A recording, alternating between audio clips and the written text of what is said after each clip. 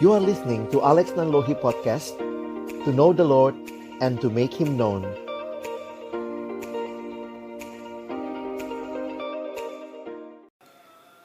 Mari sama-sama kita membaca firman Tuhan, namun sebelumnya kita satukan hati untuk masuk di dalam doa. Bapa di dalam surga, kami datang dalam ucapan syukur malam hari ini.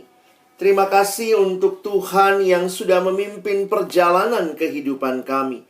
Dan hari ini kami kembali bersama-sama beribadah, memuji memuliakan nama-Mu. Tiba waktunya juga bagi kami untuk membuka firman-Mu ya Tuhan. Kami mohon ketika kami membuka firman-Mu, bukalah juga hati kami.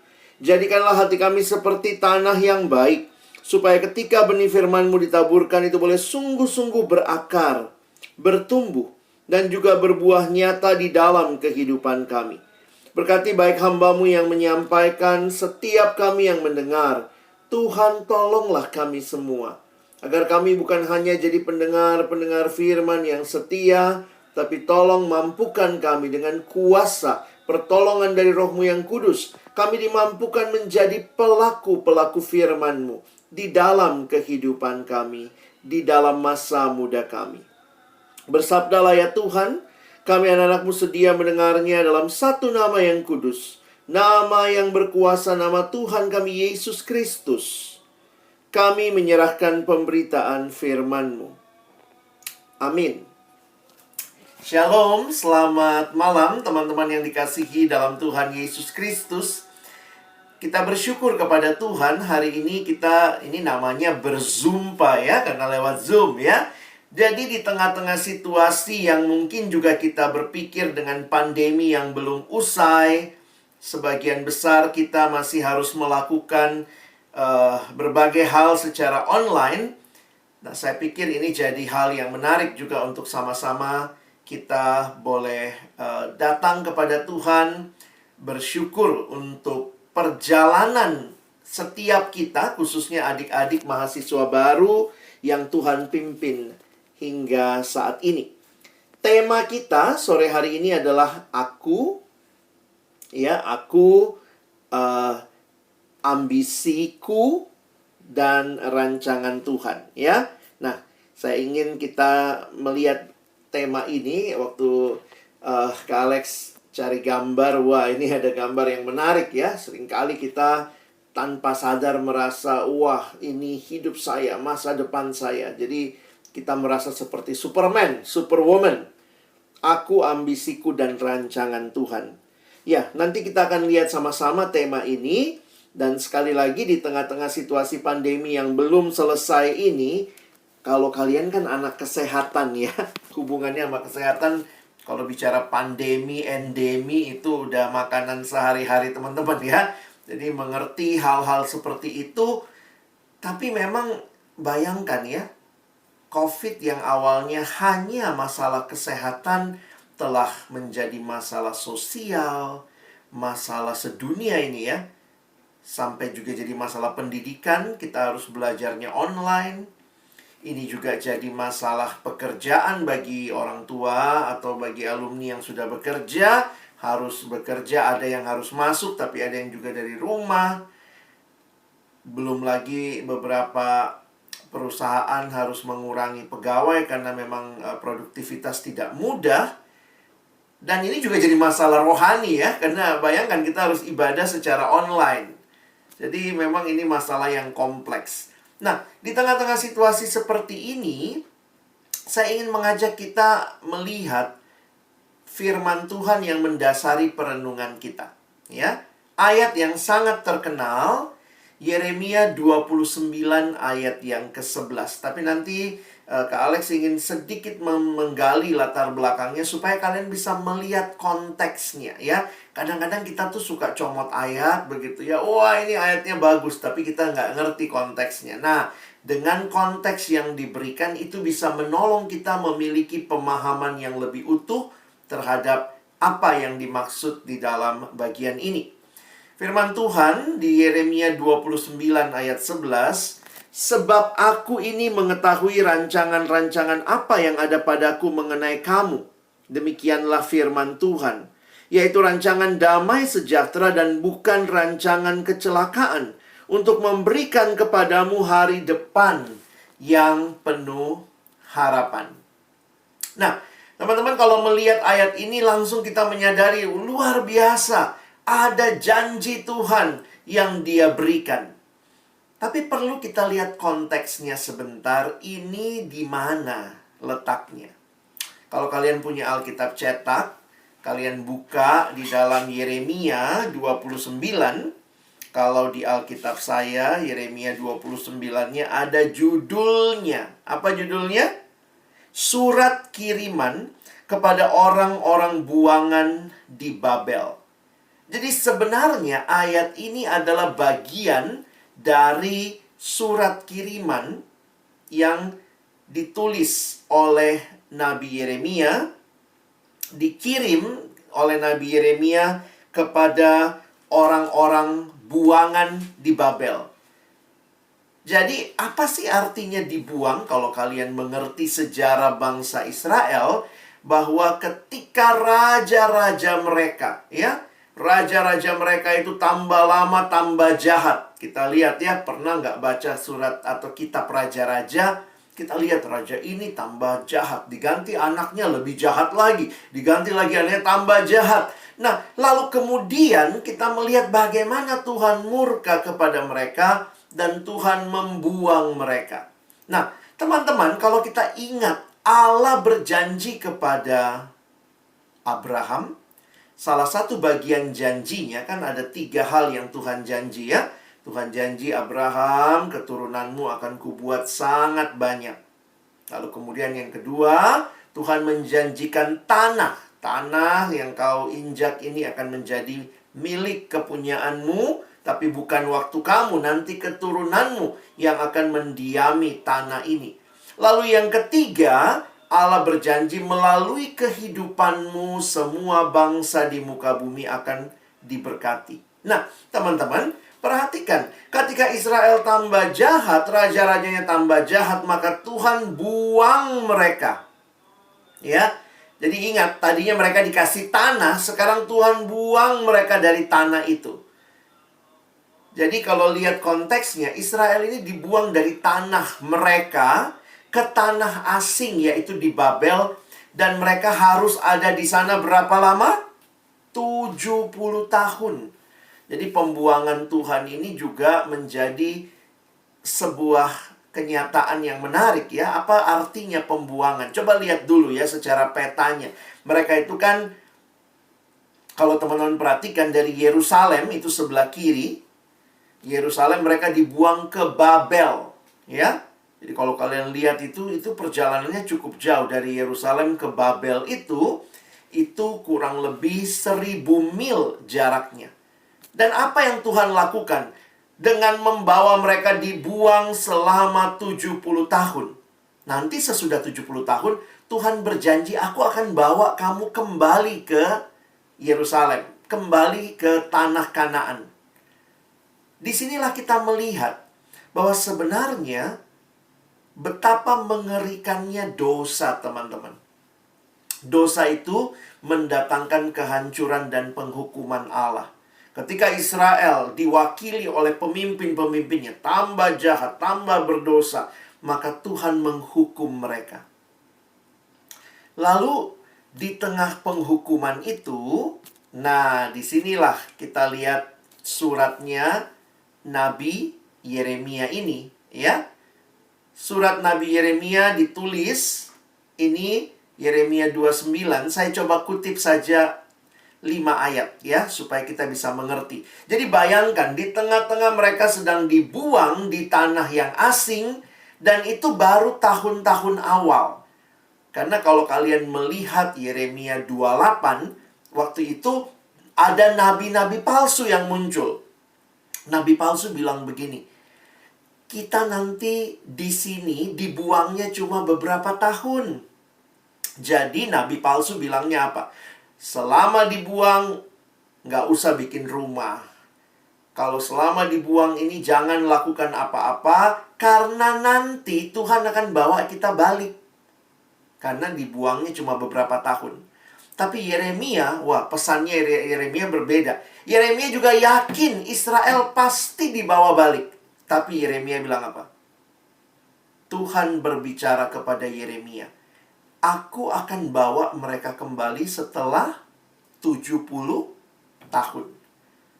Wow, jadi waktu saya memperhatikan ini, teman-teman lihat ya isi suratnya ya. Kita coba baca ayat 10.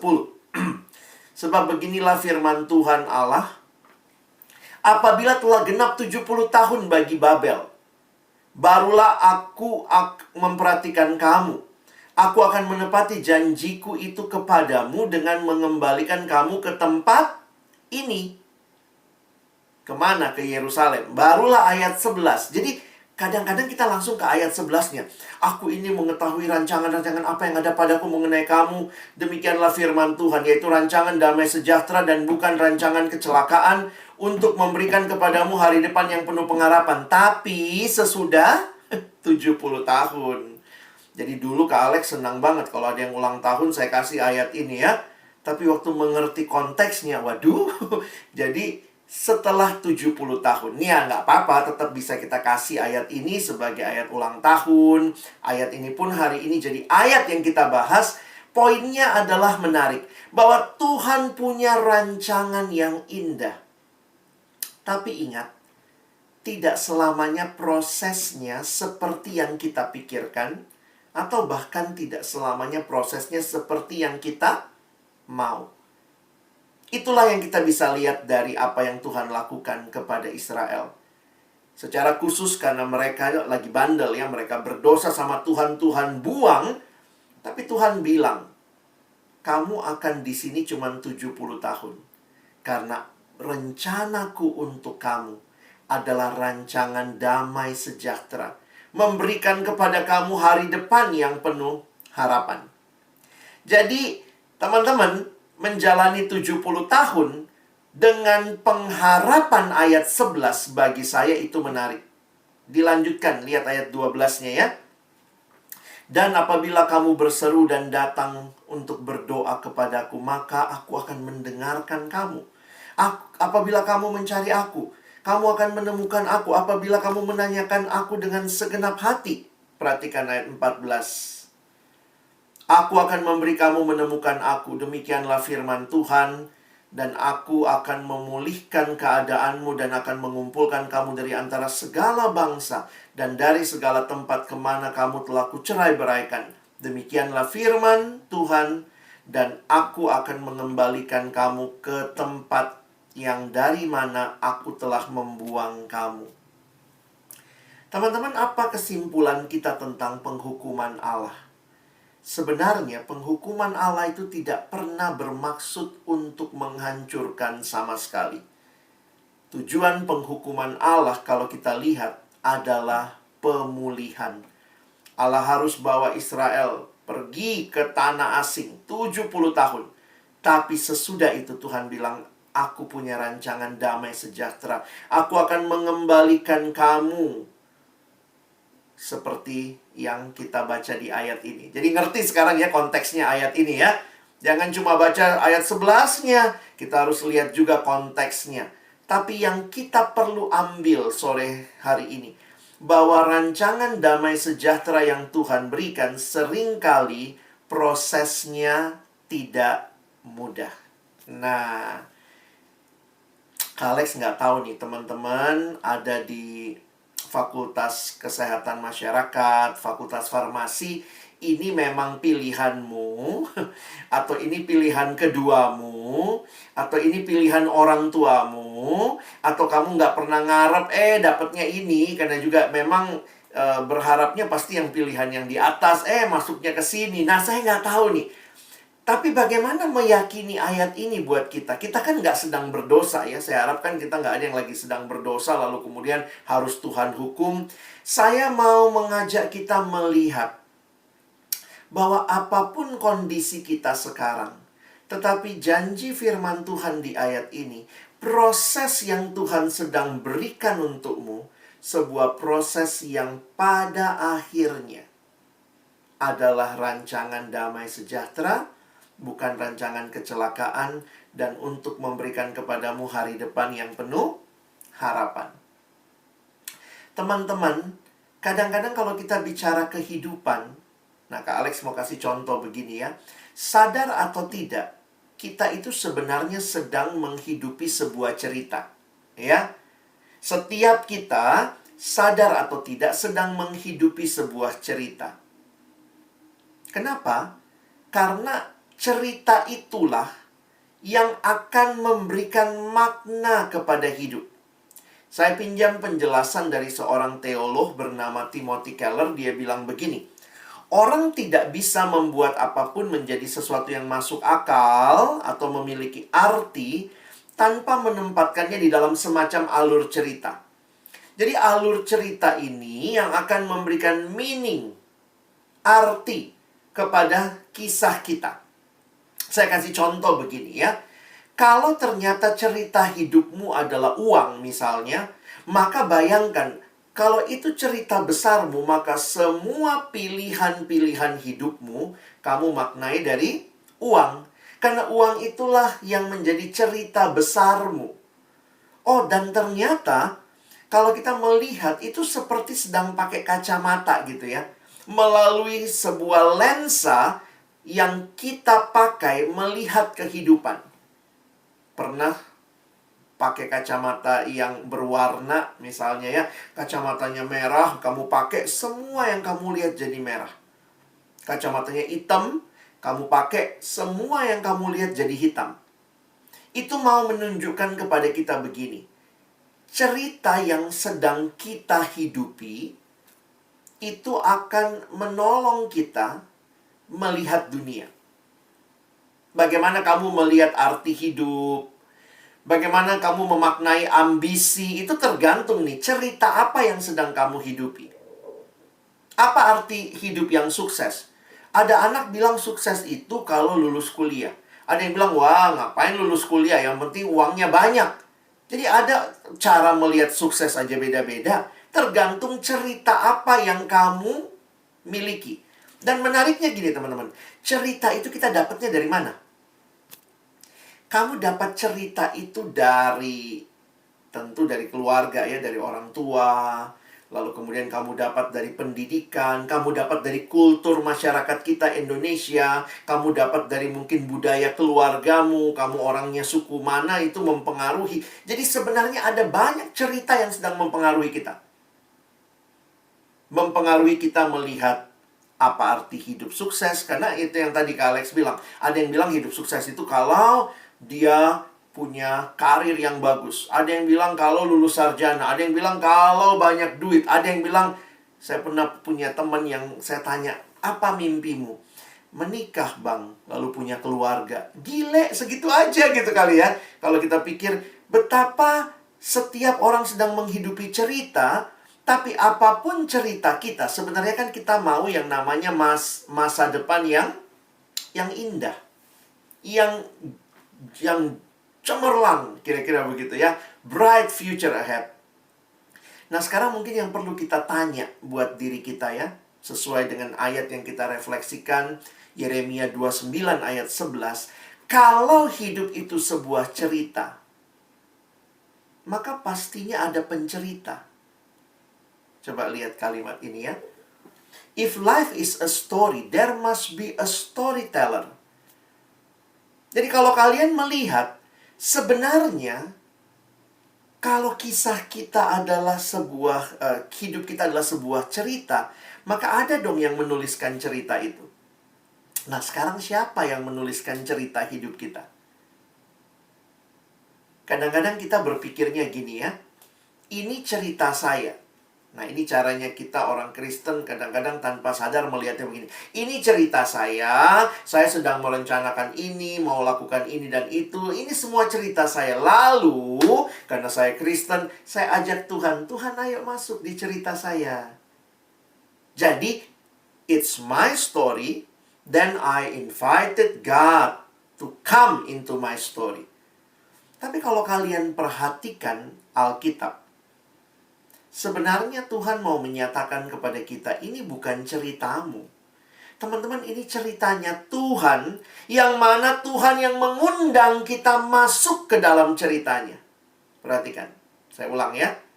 Ini bukan ceritamu, ini ceritanya Tuhan. Jadi sebenarnya Tuhanlah yang mengundang kita masuk ke dalam ceritanya.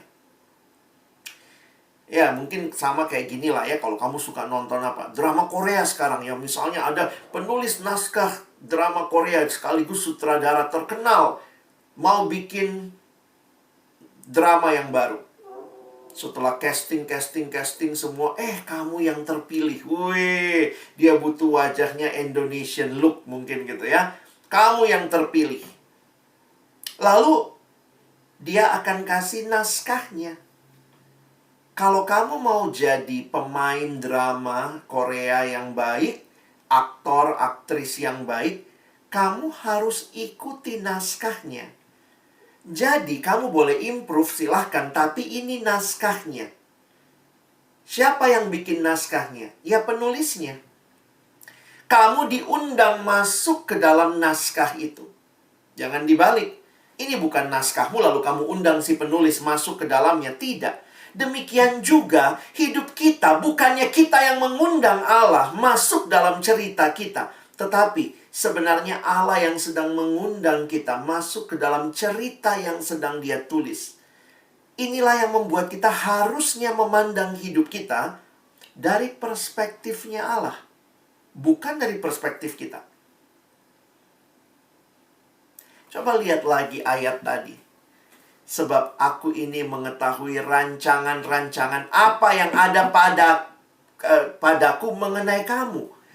Teman-teman, waktu saya merenungkan ayat itu benar ya. Ini bukan rancanganku, aku, Alex, lalu mengajak Allah masuk dalam rancanganku. Tapi ayat itu dengan jelas mengatakan Allah tahu aku punya rancangan untukmu. Bagaimana secara sederhana mengerti ceritanya Allah, kisahnya Allah tuh di mana sih belajarnya? Kalau kita cuma dibentuk oleh kisah budaya kita, dibentuk oleh kisah keluarga kita, dibentuk oleh kisah masyarakat budaya kita, sebenarnya bukan itu yang Tuhan mau.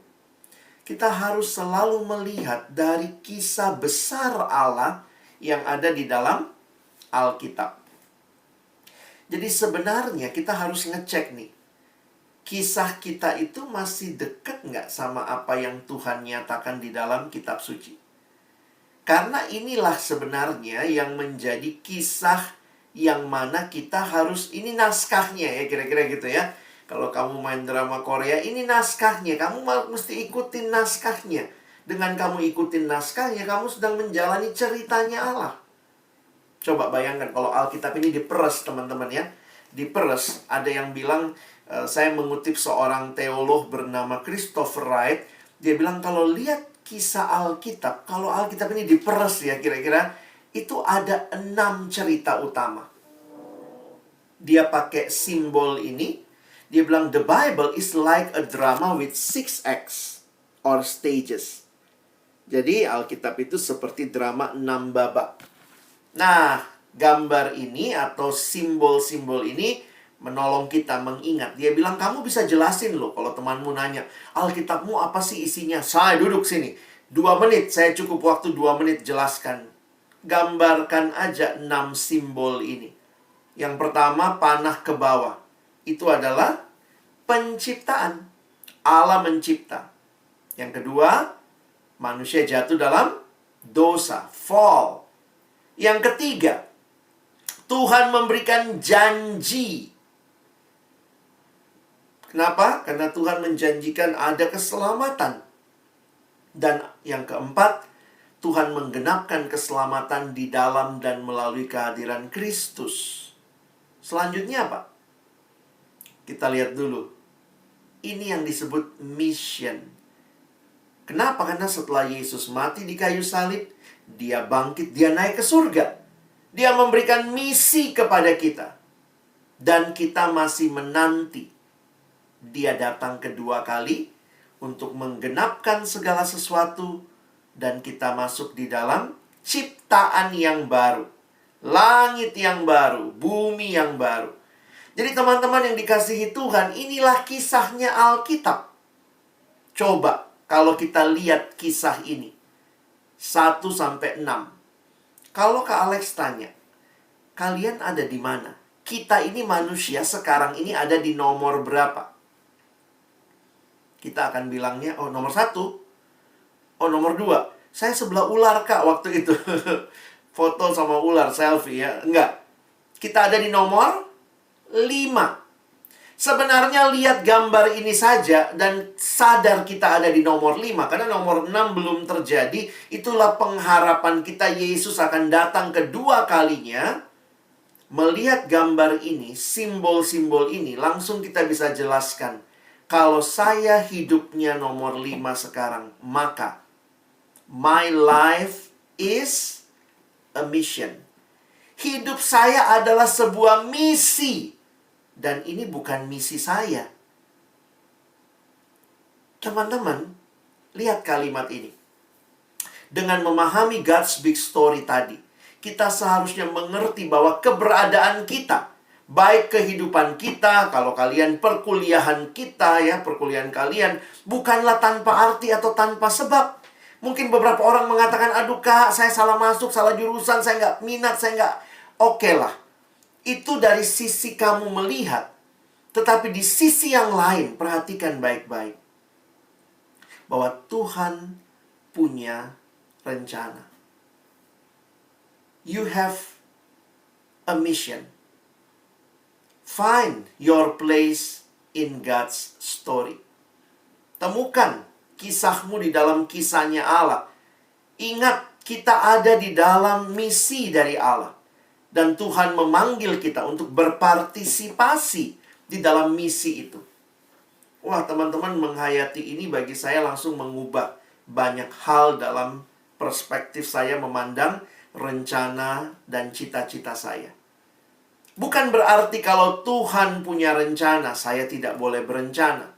Tetapi ketika saya merencanakan segalanya, saya benar-benar memperjuangkannya. Saya pun belajar melihat apa yang Tuhan izinkan, apa yang tidak Tuhan izinkan. Dan waktu saya masuk melihat itu, di situ saya jadi belajar. Sebenarnya Tuhan membentuk kita, itu luar biasa teman-teman. Boleh ya Kak Alex cerita sedikit ya. Jadi sebenarnya kalau ditanya, saya ini juga dulu waktu SMA itu masuk kuliah, itu bayangannya salah jurusan ya. Mungkin please jangan ketawa ya, karena memang situasi masa saya itu nggak banyak informasi. Saya ada di generasi tahun 90-an, itu SMA itu kami nggak banyak dapat informasi tentang jurusan kuliah. Beda sekali sama sekarang ya. Kalian itu kan kayak kadang-kadang datang dari kampus, terus sekarang bisa googling, bisa cari tahu apa sih kesejahteraan masyarakat, kesehatan masyarakat, apa sih farmasi. Zaman saya ya, saya juga mungkin agak kuper ya. Jadi waktu itu saya anak IPA. Bagi saya maunya cuma, saya inginnya cuma masuk teknik. Ya, pokoknya di otak saya cuma satu, teknik. Dan waktu disuruh pilih tekniknya apa, waktu itu saya coba inget yang saya suka. Saya seneng listrik. Wah, saya seneng yang nyetrum-nyetrum. Jadi saya pikirnya saya mau masuk teknik elektro. Kalau elektro nggak tembus, pilihan kedua apa? Sipil deh, sipil. Karena saya suka bangun-bangun ya. Membangun gedung gitu ya. Kebayang lah, wah pokoknya kalau nggak elektro, sipil. Nah teman-teman, saya ini jalur undangan di UI. Jadi waktu itu saya jalur undangan di UI. Lalu kami dipilih lah dari sekolah. Siapa nih 5 besar? Waktu itu memang masih sulit ya. Zaman saya namanya PMDK.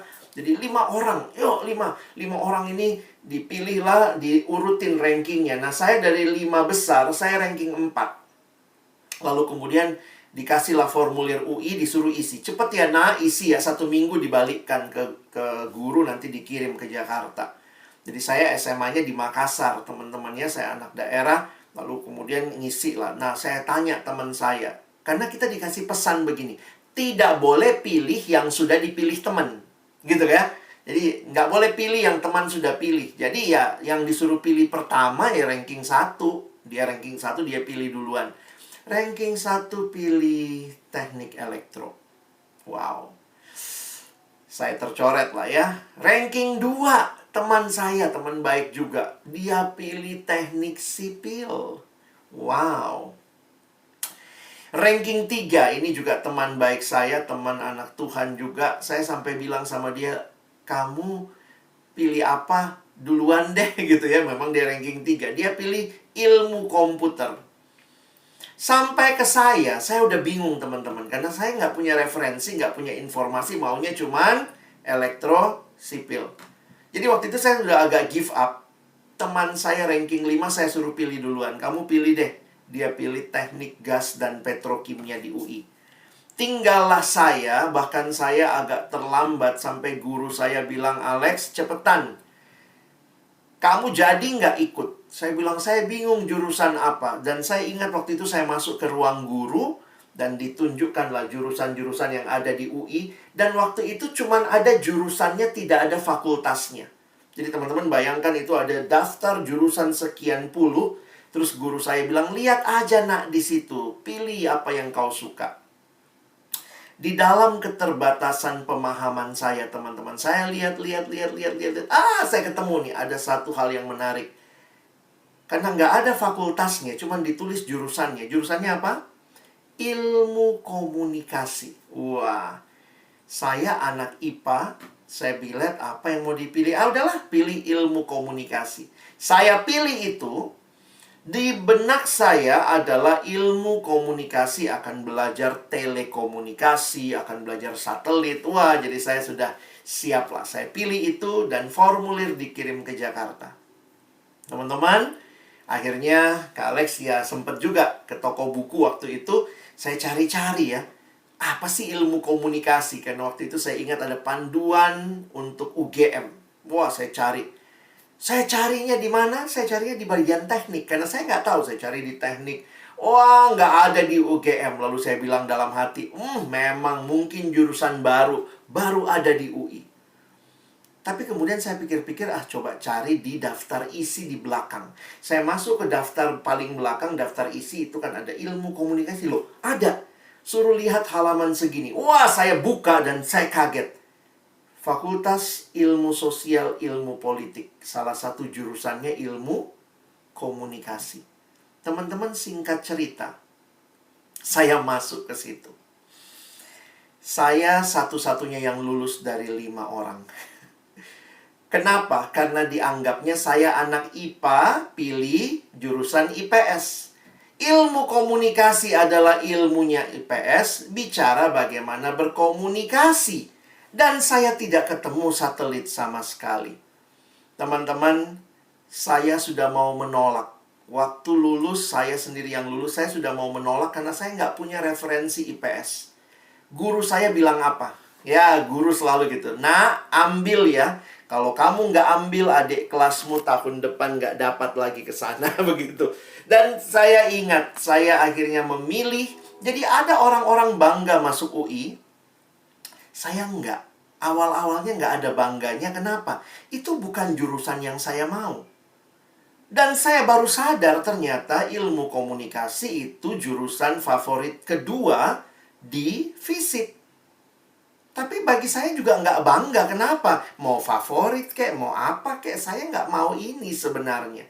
Tapi saya harus menjalaninya. Dan waktu itu saya cuma bilang sama Tuhan, Tuhan tolong saya lah. Dan saya masuklah ke Fakultas Ilmu Sosial Ilmu Politik, jurusan Ilmu Komunikasi. Masuk ke kampus, saya jadi ketua angkatan lagi untuk angkatan saya ya. Dan akhirnya saya banyak berhubungan dengan dosen dan segala macam. Tapi saya masih terus bertanya, Tuhan mau apa buat hidup saya? Saya ingat satu waktu kuliah umum di kelas, saya duduk. Sambil duduk itu kayak pikiran saya menerawang, ngapain saya di sini ya? Karena saya belajar sosiologi, antropologi, ini hewan apa? Saya nggak pernah ketemu waktu saya kuliah, waktu SMA. Karena saya anak IPA. Nah teman-teman, singkat cerita, saya nggak bisa berkata, Tuhan mana rancangan damai sejahtera, ya. Saya nggak tahu deh, buat saya juga waktu itu mulai ketakutan. Karena teman-teman tahu ujian sosiologi, saya waktu itu agak pede juga. Ujian sosiologi, waktu dibagikan kertas ujian, kertas hasilnya. Waktu itu dosen saya tuh dia bagikan nilai saja. Saya waktu dikasih nilainya, keluar nilainya, wah saya bangga juga. Wow, saya dapat 10 teman-teman. Itu ujian sosiologi saya pertama. Dalam hati saya pikir, ternyata gampang lah ilmu sosial ya. Saya dapat 10. Saya tanya teman saya, kau berapa? 30. Kau berapa? 50. Ternyata saya 10. Saya paling kecil di kelas gitu ya teman-teman ya, nilainya. Jadi jujur aja, kalau dikatakan rancangan damai sejahtera, baca ayat itu, aduh, kayaknya Tuhan, mana damai sejahteramu. Tapi satu hal yang Tuhan pakai bagi saya. Tuhan ternyata memakai persekutuan di kampus saya untuk menolong saya melewati proses ini. Proses yang saya lalui, saya mulai terlibat persekutuan karena di SMA saya dilayani, masuk di kampus saya juga terlibat. Dan saya ingat waktu itu salah satu firman di awal penerimaan mahasiswa baru. Pada waktu itu kalimat dari pembicara yang menyampaikan firman, dia bilang begini. Kalau setiap kamu punya rencana besar untuk dirimu, mungkin kamu punya rencana besar buat dirimu, gurumu punya rencana besar untuk dirimu, orang tuamu punya rencana yang besar untuk dirimu, maka ingatlah, pasti penciptamu punya rencana yang jauh lebih besar lagi buat dirimu. Kalimat itu yang membuat saya bertahan. Saya coba jalani. Saya lewati prosesnya. Tidak mudah. Saya dapat 10 tadi. Beberapa kali bikin paper. Saya terbiasa maunya hitung-hitungan matematika. Harus buat paper. Lalu kemudian belajar banyak hal. Tapi ternyata teman-teman ya, setelah saya lewatin itu semua, tahun depan waktu ditanya mau pilih ujian lagi, saya akhirnya dalam pergumulan di hadapan Tuhan, saya bilang tidak. Di sini bagian yang Tuhan berikan. Saya masih suka sama listrik, tapi ya sudahlah, paling bantuin ganti lampu, benerin stop kontak. Tapi ilmu yang Tuhan berikan akhirnya ilmu sosial. Kalau saya hari ini melihat ke belakang, saya hanya bisa berkata, ini semua anugerah Tuhan. Karena ternyata ini cara Tuhan menyiapkan saya. Teman-teman, saya belajar ilmu komunikasi, saya jurusan humas, PR. Kalau orang nanya, loh Kak Alex kenapa sekarang jadi pembicara hamba Tuhan? Saya bilang, sekarang saya PR-nya Yesus ya. Dan saya yakin cara Tuhan membentuk. Bahkan di luar cara pikir saya yang sangat terbatas. Saya hari itu cuma bilang salah jurusan. Saya hari itu lagi mengeluh sama Tuhan.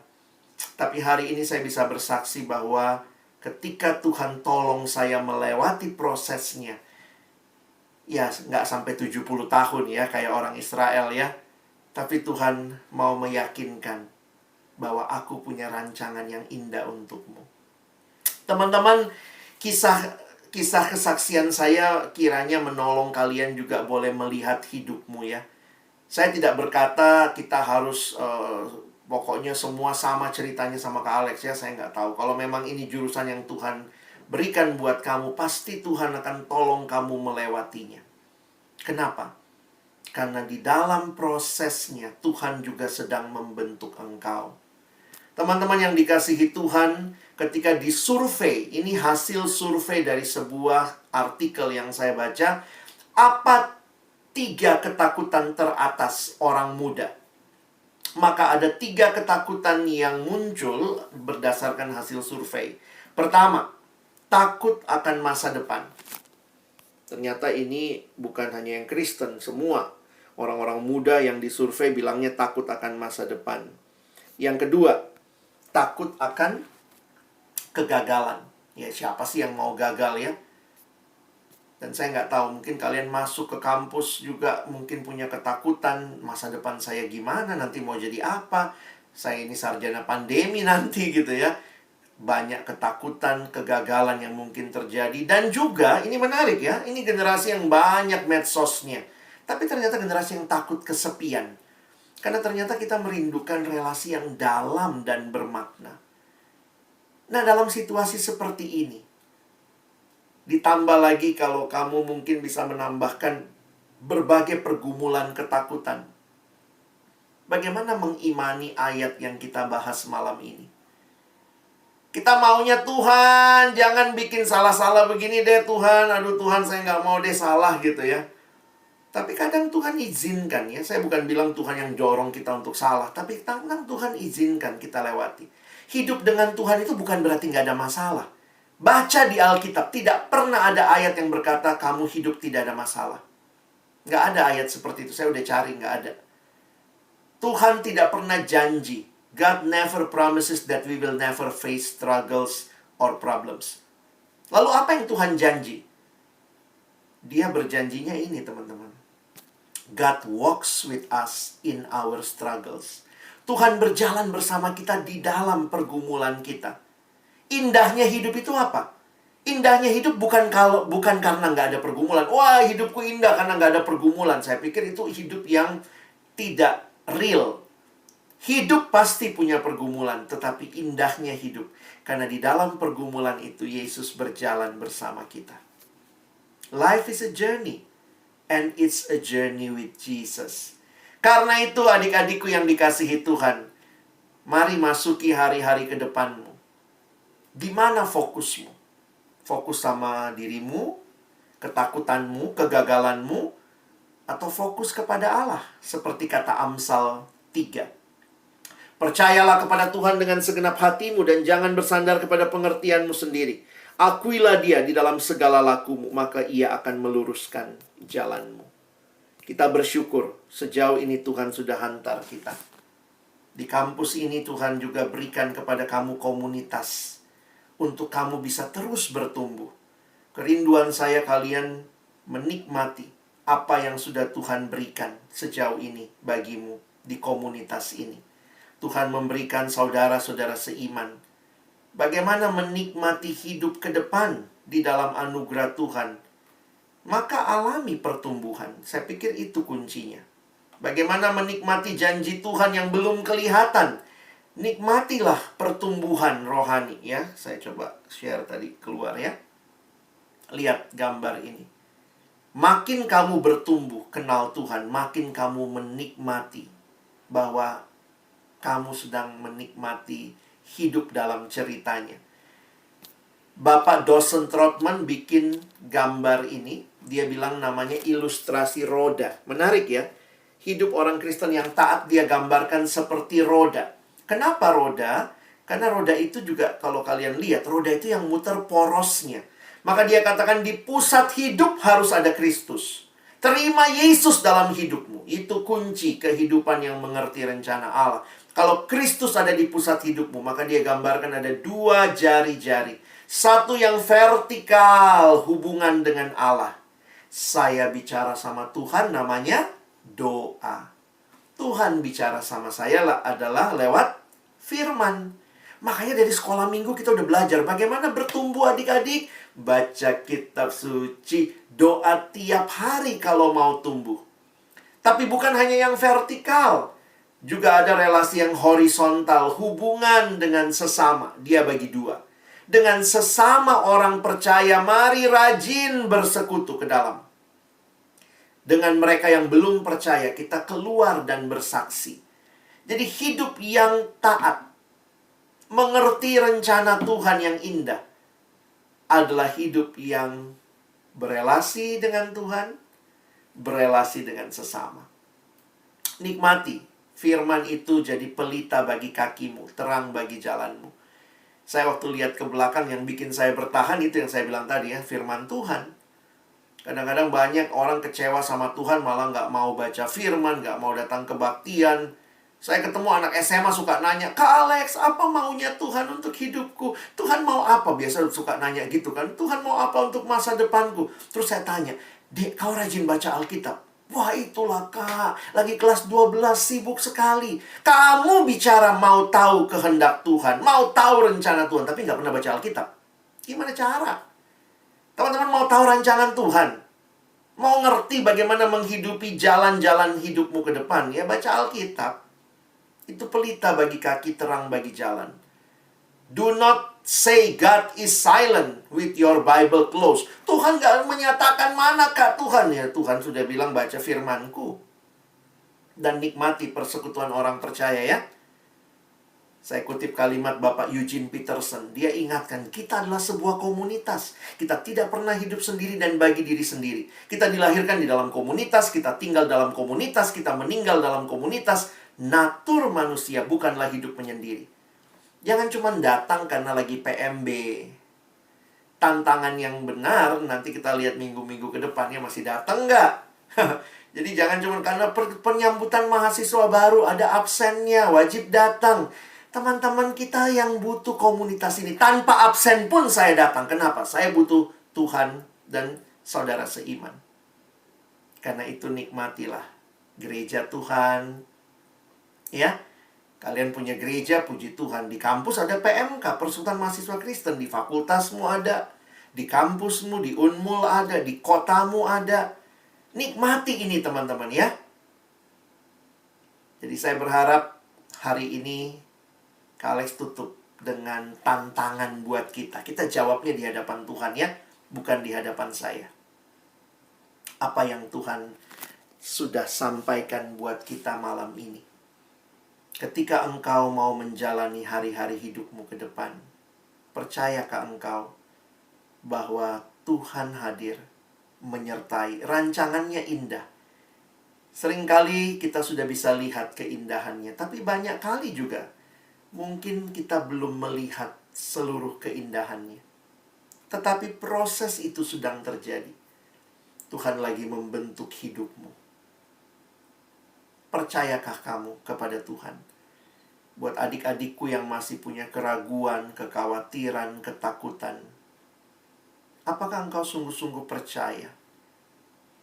You can trust God to write your story. Dia penulisnya, bukan engkau. Percaya. Unik ya, kita itu orang Kristen disebut orang percaya. Tapi salah satu hal yang paling sulit kita lakukan adalah percaya itu sendiri ya. Menarik tuh, bahasa Inggrisnya juga kita disebut believer. But the most difficult things for us to do is to believe. Karena itu saya tulis gini ya. Salah satu kesulitan besar bagi kita sebagai orang percaya adalah untuk sungguh-sungguh percaya. Apa maksudnya? Sungguh-sungguh percaya bahwa Allah tahu dan sanggup memberikan yang terbaik yang kita butuhkan. Walaupun mungkin sekarang kita belum melihat secara utuh. Tapi ketika Tuhan bekerja, serahkan dirimu. Percaya itu seperti gambar ini ya. Seorang anak yang percaya kepada bapaknya, dia lompat ke dalam pelukan bapaknya. Dia tahu ketika dia melompat, bapaknya sigap akan menyambut dia. Malam hari ini di akhir dari khotbah ini, jika teman-teman tidak masalah, boleh nyalakan cammu 1-2 menit ini saja. Kak Alex ingin mendoakan setiap kita. Kalau ada yang malam hari ini dengan cam yang kalian buka, mau mengambil komitmen, keputusan untuk percaya kepada Tuhan, menyerahkan hidupmu dipimpin oleh Tuhan, percaya akan janjinya yang indah. Kalau ini yang menjadi keputusanmu, setelah dengar firman ini, aku mau percaya kepada Tuhan yang memegang masa depanku. Ada yang punya ketakutan, serahkan kepada Tuhan. Kekhawatiran, serahkan kepada Tuhan. Jika ini yang menjadi keputusan teman-temanku, saya mohon kita sama-sama menaruh tangan kanan kita di dada kita sebagai simbol penyerahan diri kita kepada Tuhan malam hari ini. Izinkan sebagai hamba Tuhan saya sekali lagi bertanya, siapa yang malam hari ini mau menyerahkan hidupnya kepada Tuhan? Tuhan, saya tidak mau berjalan dalam ketakutan. Saya pegang janjimu. Rancanganmu indah. Engkau yang paling tahu rancanganmu bagiku. Tolong aku siap dibentuk, taat dibentuk, lewati proses, dan percaya akhirnya indah di dalam Tuhan. Jika ada adik-adikku juga yang mau ambil keputusan ini, Saya mohon kita taruh tangan kanan kita di dada kita sebagai tanda penyerahan diri, percaya kepada Tuhan. Bapa di dalam surga, terima kasih untuk firman-Mu. Hamba menyerahkan adik-adikku yang malam hari ini boleh mengambil keputusan di hadapan Tuhan. Peganglah mereka, mereka milik-Mu ya Tuhan. Biarlah kehidupan ke depan mereka menjadikan Yesus satu-satunya Tuhan dan Juru Selamat dalam hidup mereka. Dan melangkah dengan pasti, bukan dengan ketakutan, bukan dengan keraguan. Meskipun prosesnya tidak mudah, belum ada hal yang kami lihat dengan jelas, tapi Tuhan hadir, menyertai, dan itu cukup bagi kami. Lihatlah setiap hati yang terbuka di hadapan-Mu, berserah kepadamu, kuatkan dan teguhkanlah setiap keputusan. Kami bersyukur, dalam nama Yesus, kami menyerahkan diri kami. Amin.